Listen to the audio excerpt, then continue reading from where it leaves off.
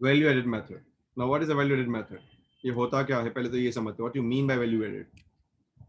It is also known as, उसका दूसरा नाम है प्रोडक्ट मेथड और आउटपुट मेथड. जैसे इनकम मेथड के भी दो नाम थे, तो इस मेथड के भी दो नाम है, product and output. Concept and measurement of the value added method. क्या कंसेप्ट और मेजरमेंट कैसे होगा वैल्यू एडेड का? तो पहले हमको वैल्यू एडेड क्या है हमको निकालना है.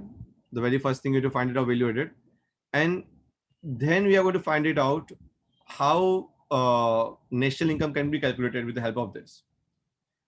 तो वैल्यू एडेड को समझने के लिए the very first thing we need to understand is value of output. In the computation of national income, value added by different enterprises is included and value of output is not included. हम जब भी value added method में बात करेंगे तो हम value added को include करेंगे, राइट? वैल्यू आउटपुट को इंक्लूड नहीं करेंगे.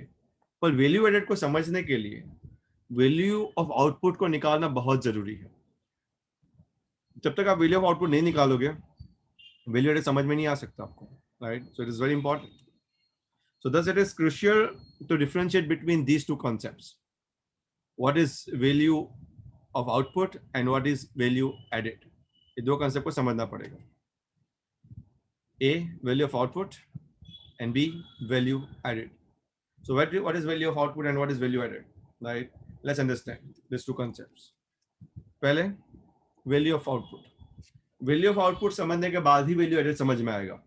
तो पहले हम वैल्यू ऑफ आउटपुट को समझ लेते हैं एंड उसकी जो फॉर्मूला है उसको आपको ध्यान देना है.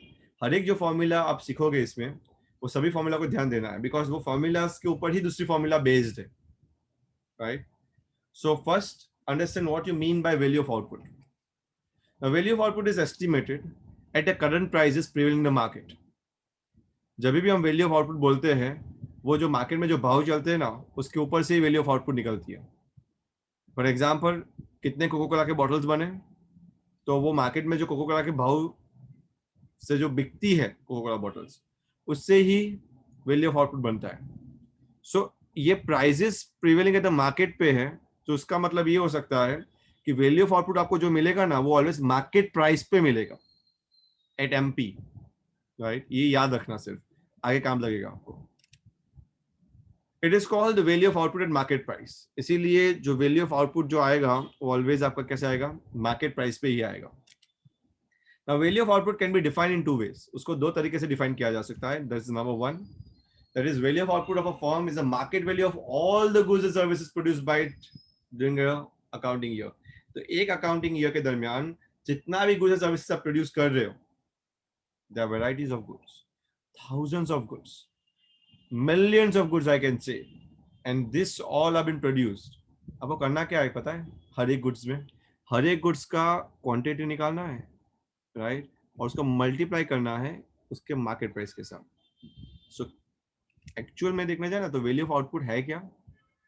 This is the exact formula. What is the value of output? Quantity into price. ये समझ में आ रहा है?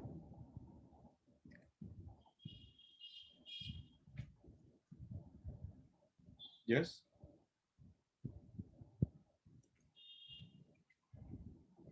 Second, the value of output of a firm is the sum total of the value of sales of the firm during the year plus the value of change in stock in an accounting year. Value of output क्या होता है firm का? कि sum total of the value of sales, जितना value of sales हुआ एक firm का during the year plus change in stock. तो sales plus change in stock, तो उसका मतलब क्या होता है? Why the sales plus change in stock? तो मेरा कहना ये है कि फॉर एग्जांपल अगर आप कंपनी स्टार्ट करते हो, राइट, तो आप कुछ बेचते हो, राइट? जो बेचते हो कहीं ना कहीं खरीदा होगा तभी बेचा होगा. Without buying you how can you sell? You can not, right? So sales plus change in stock क्या बताता है? आपने the net buying that you have done, right? तो वैल्यू ऑफ आउटपुट है क्या? वैल्यू ऑफ आउटपुट ये है कि आपने कितना बाय किया है. Let's understand this is equal to sales plus change in stock. Now what is change in stock? Exactly, change in stock is closing stock minus opening stock. उसको तो ध्यान से समझते हैं, अच्छे समझते हैं. For example, in the beginning of the year your opening stock is let's say 20,000, right? मैं यहाँ पे लिखता हूँ 20,000, and at the end of the year the closing stock is let's say 30,000, and during the year you have done a sales of 1 lakh.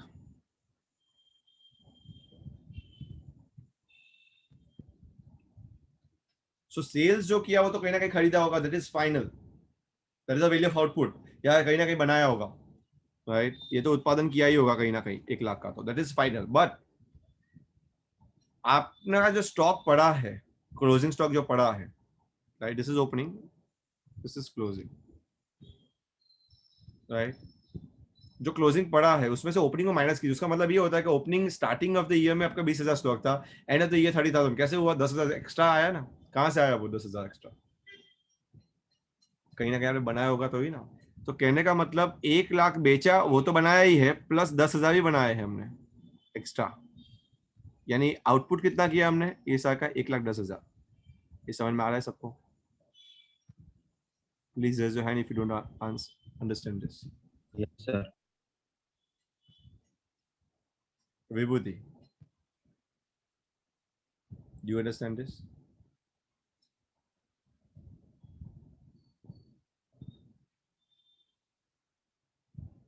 Vibhuti. Yes, sir. Vinit, Kushal, Jainish. Yes, sir. Yes sir. Yes, sir. This is the formula, the second formula that you need to remember, right? What is the second formula? That is, you can say, I'm just rubbing it out all this, sales plus change in stock. Formula is called sales plus change in stock. So I'm just highlighting that also.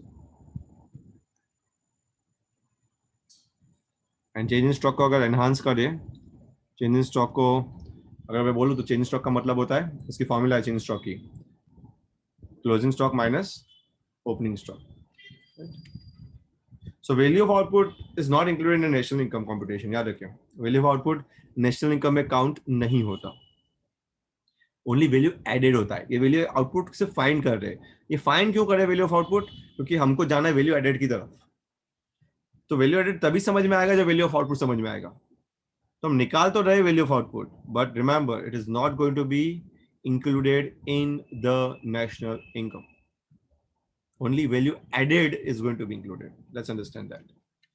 The second concept, value added. Now what is value added? ये include होगा national income. Production units produce goods and services. For this purpose, they employ manufacturing inputs like land, labor, capital, entrepreneur. You know that. ये primary factor inputs बोलते हैं इसको। क्या बोलते हैं? जो लैंड, लेबर, कैपिटल, एंटरप्रेन्योर होते हैं ना, वो प्राइमरी फैक्टर इनपुट्स है। वैसे ही दूसरे आते हैं वो सेकेंडरी फैक्टर इनपुट्स भी आते हैं, जैसे कि वो रॉ मटेरियल्स होते हैं, जो भी आप मशीन्स रॉ मटेरियल यूज करते हो उसको सेकेंडरी फैक्टर इनपुट्स बोलते हैं। प्राइमरी आपको तो लैंड, लेबर, कैपिटल, एंटरप्रेन्योर चाहिए ही चाहिए, उसके अलावा आपको सेकेंडरी फैक्टर इनपुट्स भी चाहिए कुछ कुछ प्रोडक्शन के लिए। वैल्यू एडेड क्या है? तो फिर इससे then the excess of value of output produced over the value of secondary inputs. Secondary inputs को माइनस करने के बाद जो बचता है वो वैल्यू एडेड है। एग्जांपल बताता हूं मैं आपको।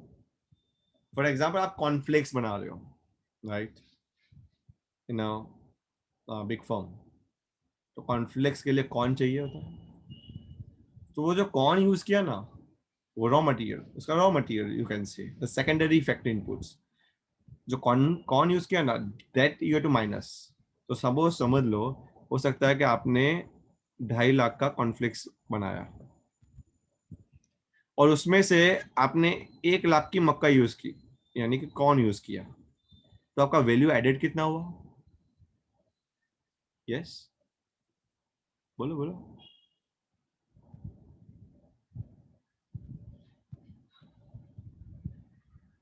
Come on. 1,50,000।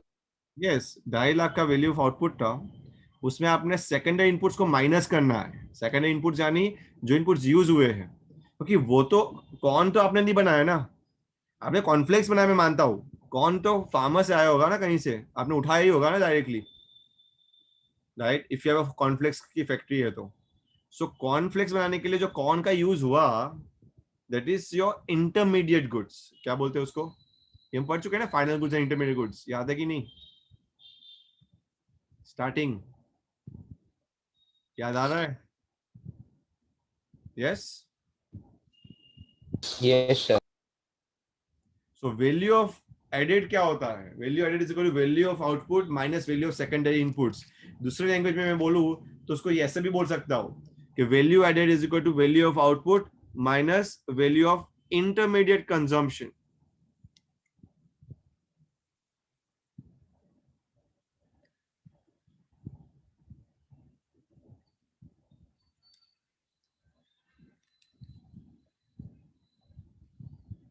क्लियर है?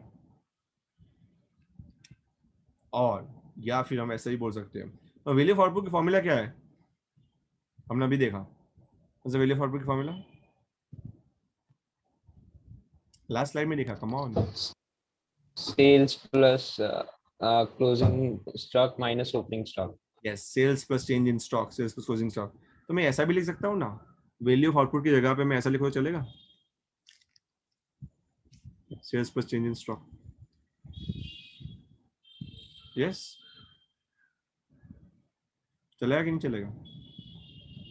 Yes, sir. This is a comprehensive formula. आपको जो भी मिल गई फॉर्मूला वो कंप्रिहेंसिव है, बहुत सब कुछ आ गया। यानी वैल्यू एडेड को साथ में अगर हमको निकालना है, आपको सेल्स दिया है, चेंज इन स्टॉक दिया है, तो आप ऐसे निकाल सकते हो directly, sales plus change in stock minus intermediate consumption, या वैल्यू ऑफ सेकेंडरी इनपुट्स भी बोल सकते हो। इंटरमीडिएट कंजम्पशन और value of secondary inputs are one and the same thing. I hope you understand this. So we understand two concept, value of output, value added. Therefore, domestic product अगर आप निकालोगे तो you get the sum total of value added by all the producing enterprises within the domestic territory। हमको क्या निकालना? सबका value added निकालना है,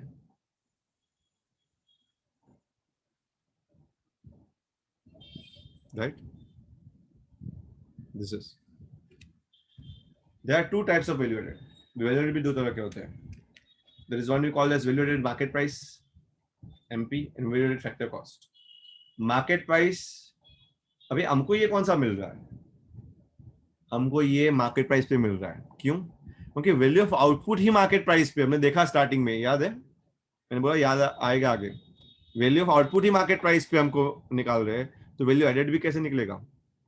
मार्केट प्राइस पे ही निकलेगा।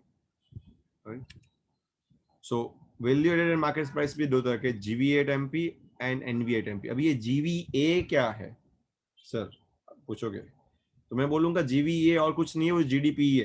कंफ्यूज मत होने की जरूरत है, क्योंकि बिकॉज हम वैल्यू एडेड मेथड यूज कर रहे हैं, यहाँ पे हम बोलेंगे gross value added at market price.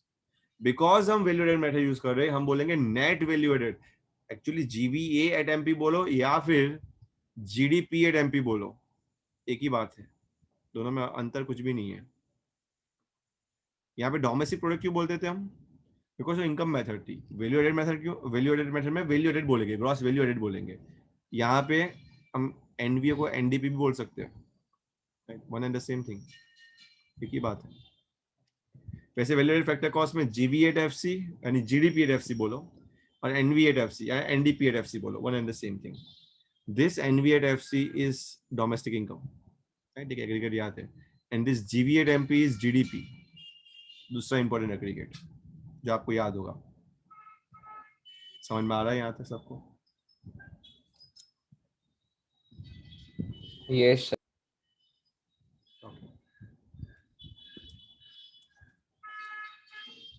Problem of double counting. Now this is a one of the crucial topic to understand, the problem of double counting।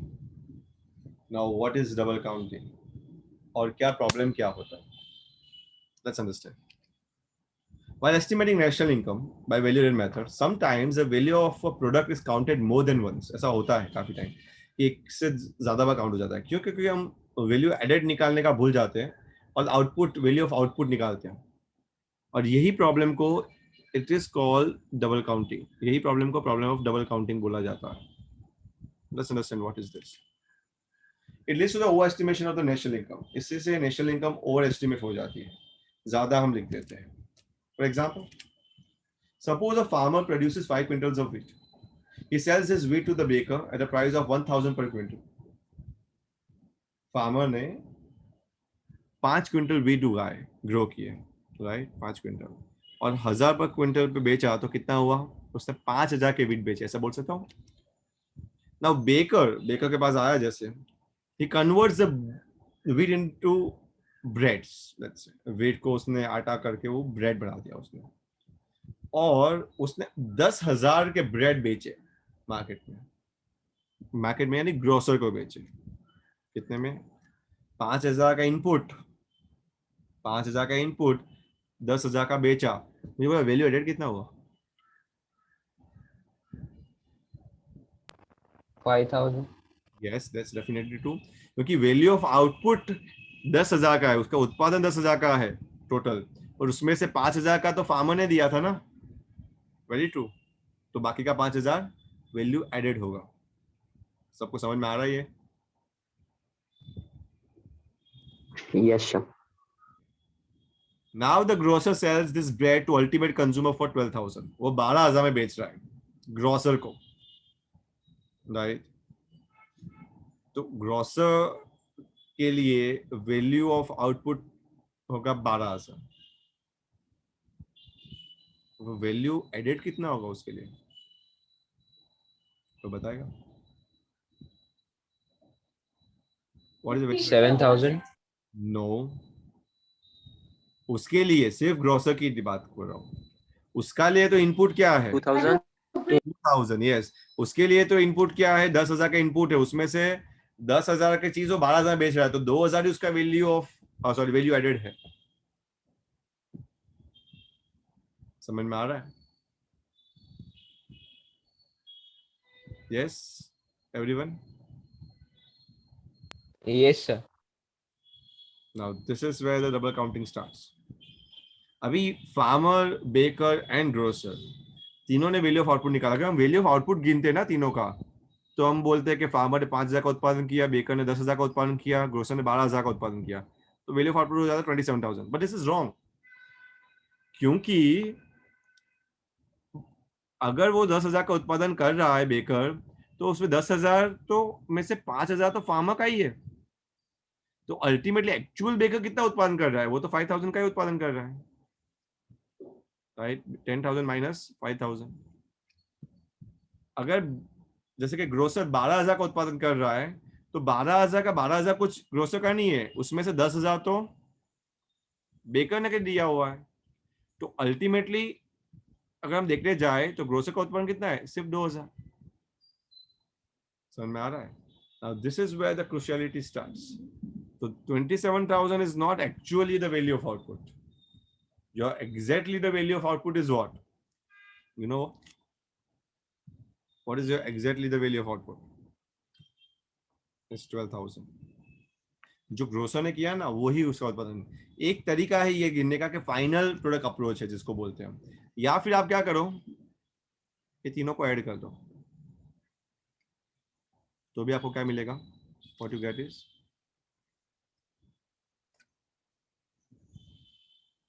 12,000. समझ में आ रहा है ये?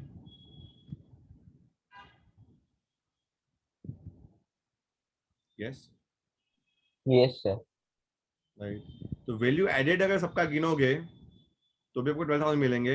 या फिर ग्रोसर का वैल्यू ऑफ आउटपुट निकालोगे, यानी लास्ट में बेचा किसको? कंज्यूमर को. ग्रोसर नहीं बेचा ना कंज्यूमर को. फार्मर ने तो बेकर को बेचा, बेकर ने तो ग्रोसर को बेचा, पर कंज्यूमर को किसने बेचा? ग्रोसर को. तो ग्रोसर का आउटपुट फाइनल आउटपुट बोला जाएगा. तो फाइनल आउटपुट मेथड जो हम देख रहे थे इनकम मेथड के अंदर, वो ये है, ग्रोसर का इनकम देखा जाएगा उसमें. जबकि वैल्यू एडेड मेथड से हम देखेंगे, राइट, तो हमको फार्मर की, बेकर की और ग्रोसर की तीनों की वैल्यू एडेड ऐड करनी पड़ेगी, तब जाके 12,000 मिलेगा. कहने का मतलब सिंपल है, नाक ऐसे पकड़ो या घुमा के पकड़ो, बात तो सेम ही है. समझ में आ रहा है? यहाँ पे एक चीज आपको समझनी है कि we take in here the very unrealistic assumption, और ये अनरियलिस्टिक अजम्पशन है क्या, दैट द फार्मर यूजेस, जो भी फार्मर यूज कर रहा है ना, नो इंटरमीडिएट इनपुट्स, उसका कोई इनपुट्स है ही नहीं इंटरमीडिएट, यानी उसका वैल्यू एडेड हम ऐसा मान लेते हैं अभी कि 5,000 का डायरेक्ट उसने प्रोडक्शन किया आउट ऑफ द अर्थ, से एक्चुअली होता नहीं है, उसका भी इंटरमीडिएट इनपुट्स होता है, बट यहाँ पे ऐसा मान लेते हैं just for an example sake only, तो ये समझ में आ रहा है आपको easily. The total value of all this transaction or gross output is 27,000, in which the value of wheat has been counted 3 times. क्यों? क्योंकि फार्मर ने जो वैल्यू ऑफ व्हीट की का जिक्र किया वो 3 बार जो कैलकुलेट हो रहा है, राइट? वो फार्मर भी कैलकुलेट कर रहा है, बेकर भी कैलकुलेट कर रहा है और ग्रोसर भी कैलकुलेट कर रहा है,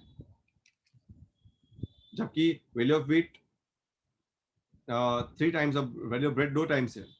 और इसीलिए ये केस को क्या बोलते हैं, the case of double counting. समझ में आ रहा है सबको?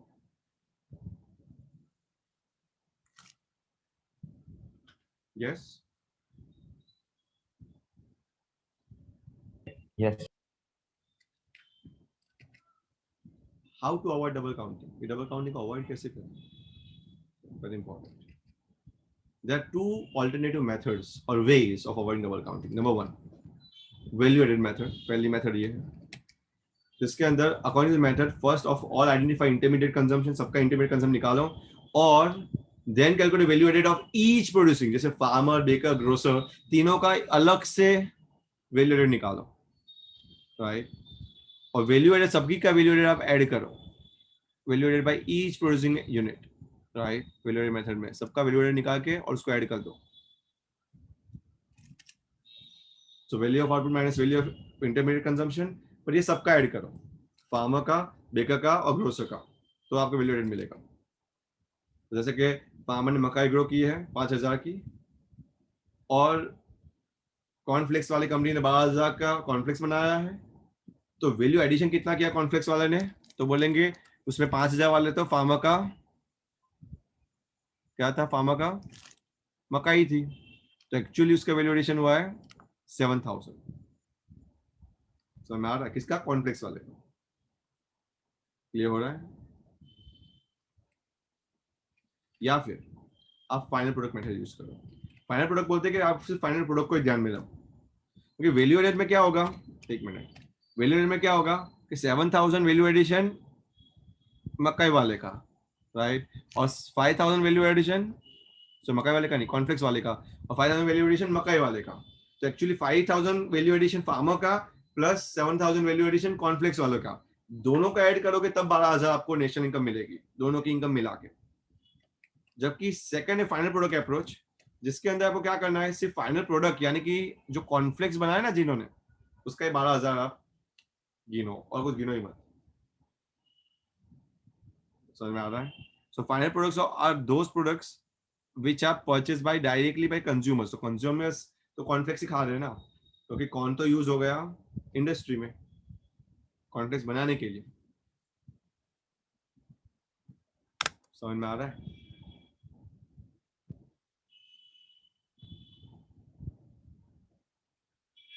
Yes or no? Yes, sir. If you don't understand. So there are 2 methods, right? You need to understand the 2 methods. One is called value added method and second is final product method. याद रखिए, value added method के अंदर हम value added ही निकालने वाले हैं सबका. That is it. We are not going to find it out the value of output or anything else. I hope you are clear with that.